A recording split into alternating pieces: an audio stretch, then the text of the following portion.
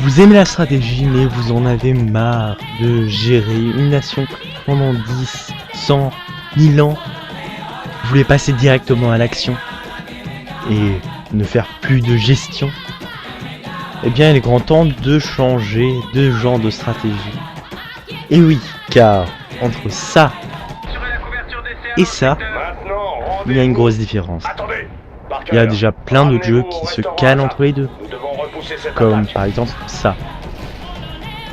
Donc le premier jeu, Tropico 3, est un jeu de gestion où on contrôle un dictateur du genre Fidel Castro sur une île tropicale des Antilles, et où le but est tout simplement de gagner le maximum d'argent qu'on pourra faire sur le compte du peuple et le reverser sur son compte secret en Suisse. Le deuxième jeu, celui qui se cale entre les deux, ça c'est StarCraft 2. Donc dans ce jeu, on a des ressources qu'il faut collecter et qui permettent de produire des unités. Donc ça permet d'avoir beaucoup de stratégie.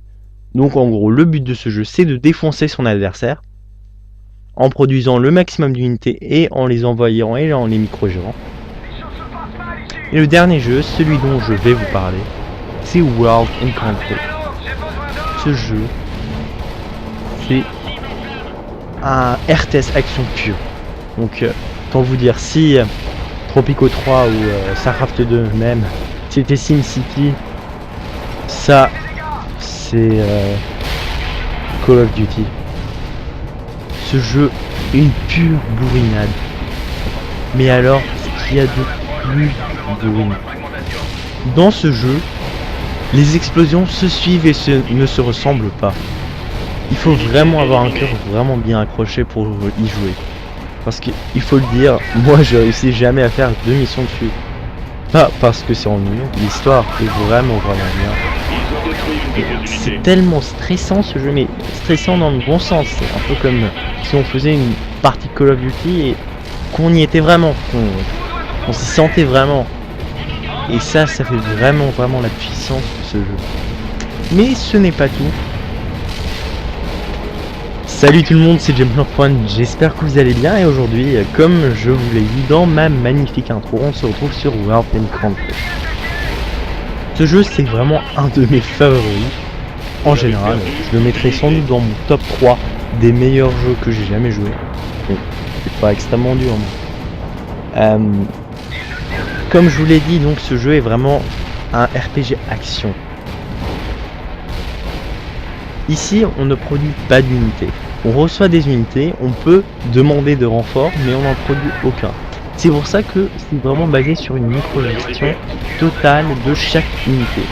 On essaye de réparer chaque unité, de la garder en vie le plus longtemps pour l'utiliser. Parce que, contrairement à StarCraft 2, où ici, on produit des unités. Donc, même si on va dans une stratégie bourrinade, on laisse toutes ces unités se faire tuer.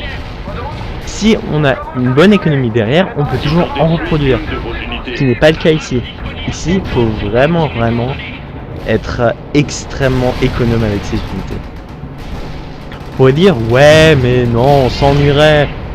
Ça reste que plus que du camping, essayer de tuer le plus d'ennemis sans vraiment faire des actions héroïques et rien.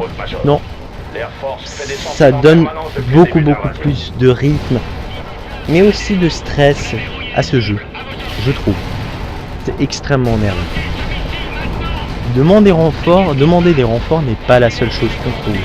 On a aussi par exemple la demande d'une frappe d'artillerie.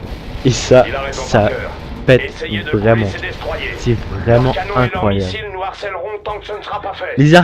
Les types de frappes d'artillerie sont vraiment très diverses, qui passent pour les frappes d'artillerie, les frappes aériennes, les frappes ciblées, les frappes sur une grande largeur. Ça fait vraiment partie intégrante du jeu.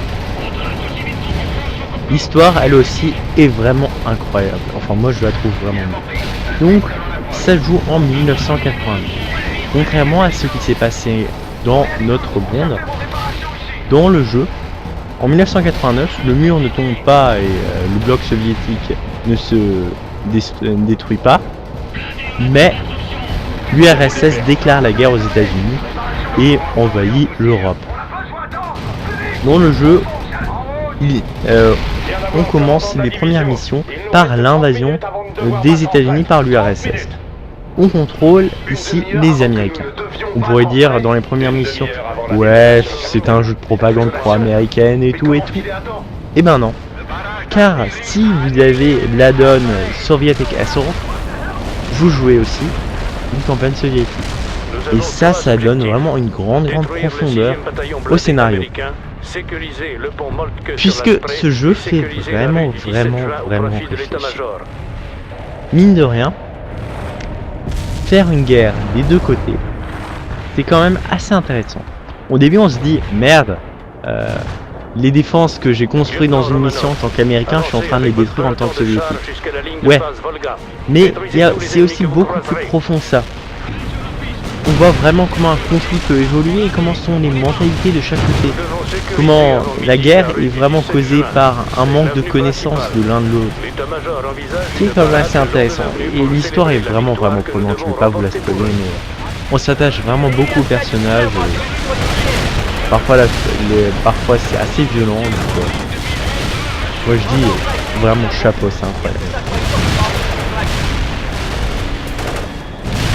Les missions s'alternent entre la défense du sol américain, enfin dans la mission américaine bien sûr, et les flashbacks durant la campagne en Europe, où par exemple il faut défendre la France, ouais, etc.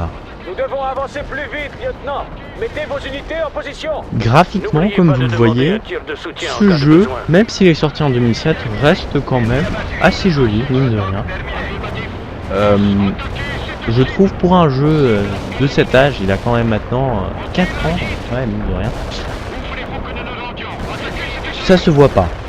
Sincèrement, les graphismes sont comparables à ceux de Tom Clancy's End War, qui lui est sorti en 2009 ou 2010, je m'en souviens plus. Donc ça reste tout à fait potable et c'est vraiment pas un point faible du jeu. Maintenant, juste pour vous montrer à quel point c'est nerveux, voilà du gameplay de Tropico 3, un jeu de gestion.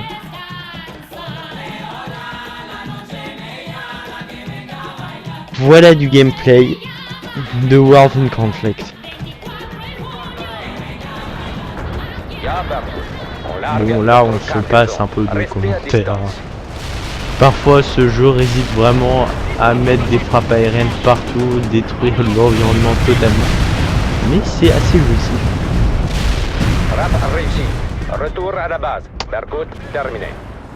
Pour finir, je dirais que ce jeu est vraiment bien. Et si je vous ai toujours pas donné envie de l'acheter, eh ben, dites-vous bien que ça coûte plus que genre 2-3 euros sur internet d'occasion. Donc je vous invite vraiment à l'acheter, à le télécharger, à le hacker, j'en sais rien, je veux rien savoir. Faites comme vous voulez. Et j'espère que ça vous a plu. Voilà, je me reprends.